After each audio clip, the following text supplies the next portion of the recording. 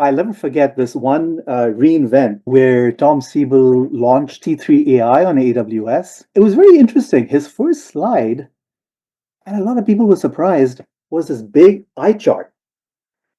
First slide, slide number one, with it was an architectural slide showing the 50 different AWS services that C3 AI integrates with, and a lot of people are going, "Wow, he's the CEO, and he's starting with a architecture slide. That's kind of weird." But it actually wasn't, right? Thinking back, because it really got the AWS sellers excited. It got the product teams excited. It got the systems integrators excited. It was a great a marketing tool. That's what AWS is looking for, right? Are you using our latest and greatest technologies? Learn how to master cloud marketplaces in just 5 weeks with our cohort course.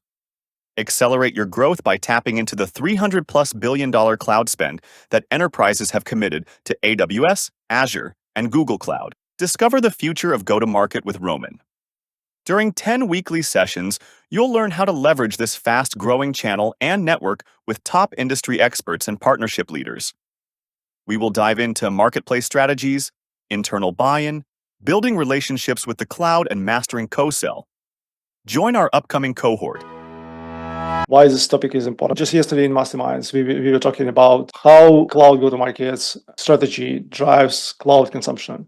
And this is like very tightly aligned into co-sell, tightly aligned into co-marketing, and the entire relationship is with hyperscalers. And therefore, I thought we should bring someone who not only has incredible experience, but also very deep into clouds himself. So Latif Amlani, he is currently building something in SaaS Consultants, but previously he was Global Technology Alliance Director at AWS and SUSE, great background in companies like Informatica. Before that, spending a couple of years in AWS as Senior Global Alliance Manager, focusing on technology partnerships. And Latif has great background to explain us how it all ties together, co-innovation, co-marketing, and cross-sell. My presentation today really is focused on one of the three legs of the stool. So you've got co-innovation, or you can say co-build, co-market, and co-sell with AWS. My focus on this presentation is really on the first part, which is the co-build or the co-innovation.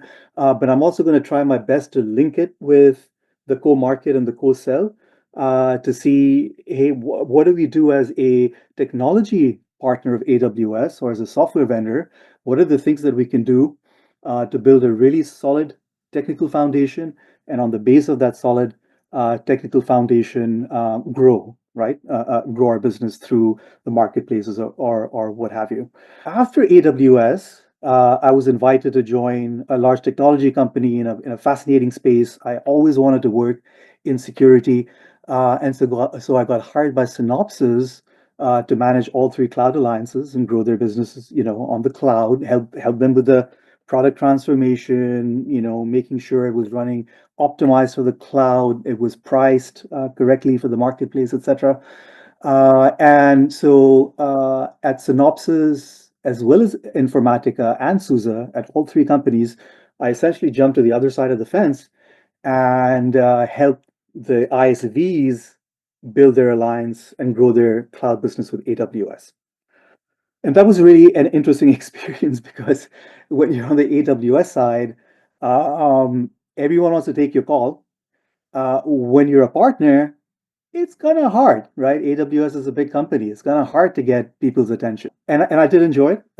We were quite successful at growing the business across all these three technology companies.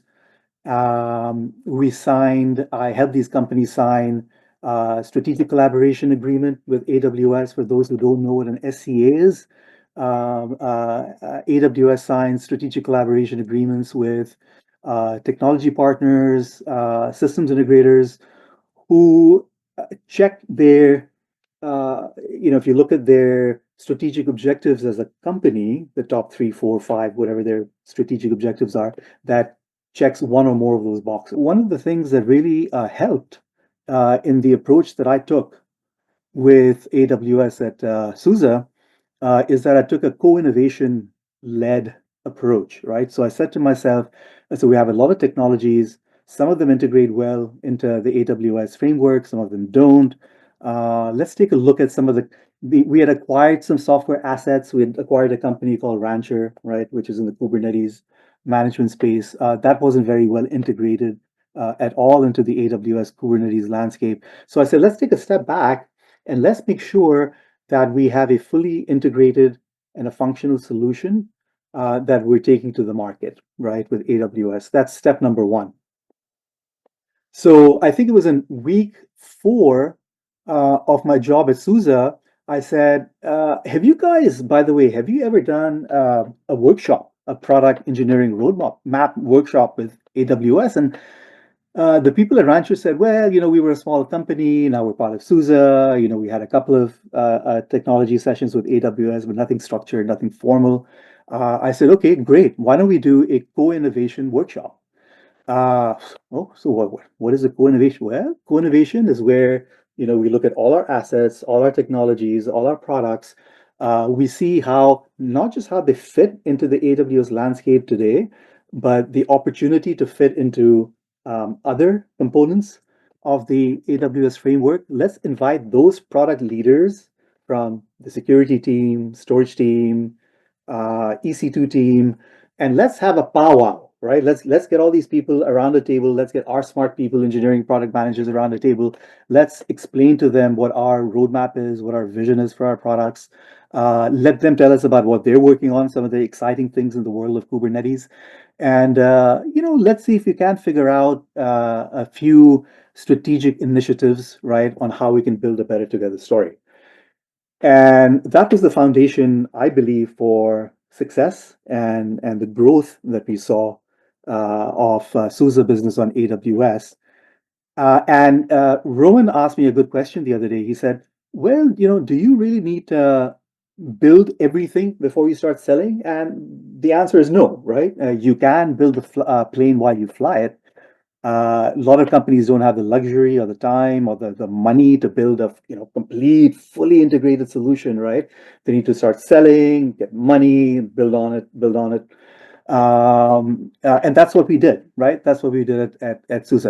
So what I'm going to do in terms of the agenda is let's talk about co-build. What is co-build? Let's make sure we're all on the same page on what co-building and co-innovation means, and why we need co-innovation. Is it only for large companies or small companies as well? Like, I have personally only worked after AWS with mainly large size enterprise software companies. But I think a lot of these concepts, especially around co-innovation and co-build, I think apply equally well to smaller companies. The advantage that smaller companies have, especially those that are born in the cloud, they have built their product ground up using cloud native technologies, whereas companies that I've worked with were a little bit more complex. They had legacy software, they had on-prem software. There was a lot of work to be done to modernize their software, right, for it to be to coexist in the cloud, to really use the native features, not just lifting and shifting, but really using infrastructure as a service, platform as a service, right?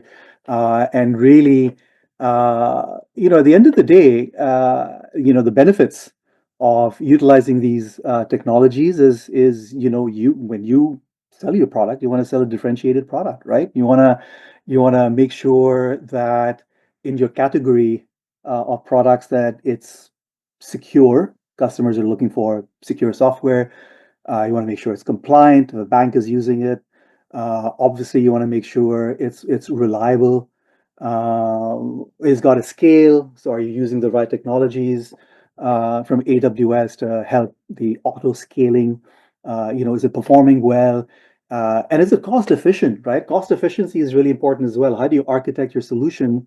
There's always a trade-off, right? Do I buy or build? And Sasha, you mentioned the use of RDS, relational database services that AWS offers. It's a managed database service, which is fantastic because it reduces the work that you have to do, but you're paying more, right? So the cost goes up, the amount of work you need to do goes down. So there's that trade-off.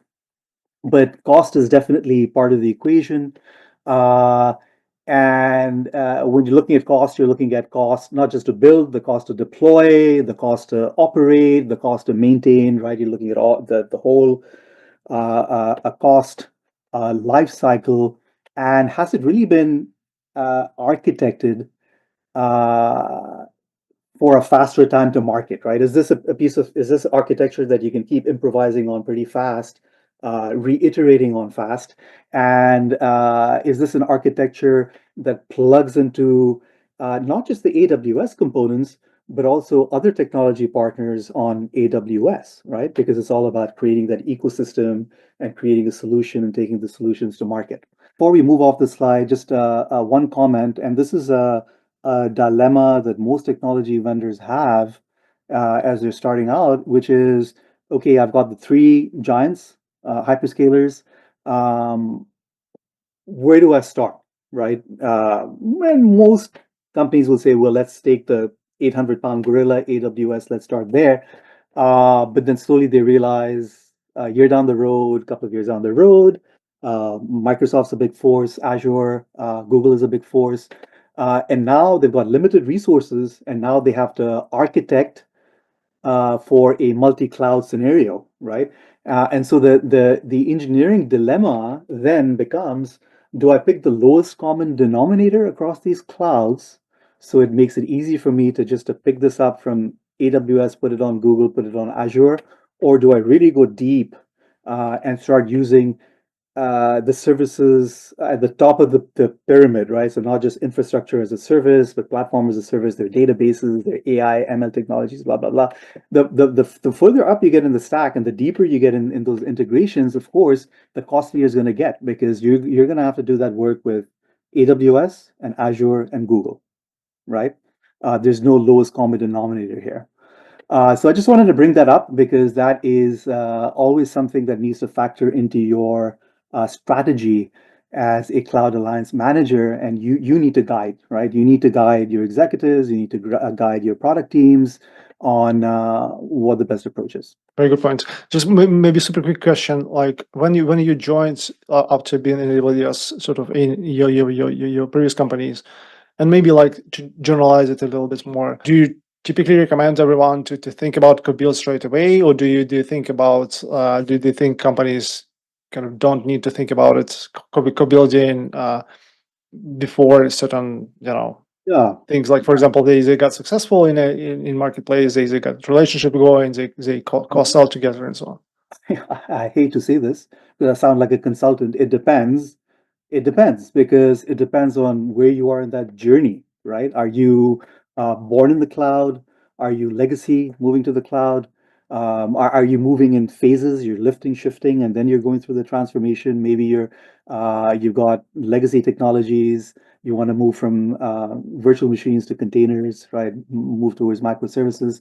So it really depends on what stage of the journey you're in. But generally speaking, my recommendations to my leadership teams would be: if you have a minimum viable product, you have something that runs in the cloud, and it doesn't even have to be SaaS, right? This could be what they call AMIs, Amazon Machine Images, which is just software that runs on their infrastructure, and then the customer needs to operate it.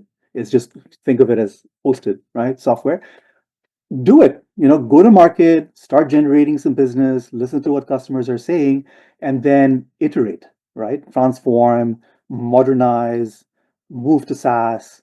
That needs to happen in stages. That can't happen all big bang all at once. Let's talk a little bit more about go to market, right? How do you like tie this all to marketplaces? If you're a company, how do you accelerate traction? Because yes, co-innovation is great, but like if you're not getting traction with AWS or whatever cloud provider you get and you have, it doesn't make sense. When you're building your architecture and you're figuring out not just what services from AWS you're going to use, but what services from AWS you're going to integrate with. Because if I think about my experience with ServiceNow was running in their own data centers. They weren't using AWS technologies, but there was an integration play, right? Between their cloud management platform, they had a cloud management platform, and AWS's infrastructure services. Right?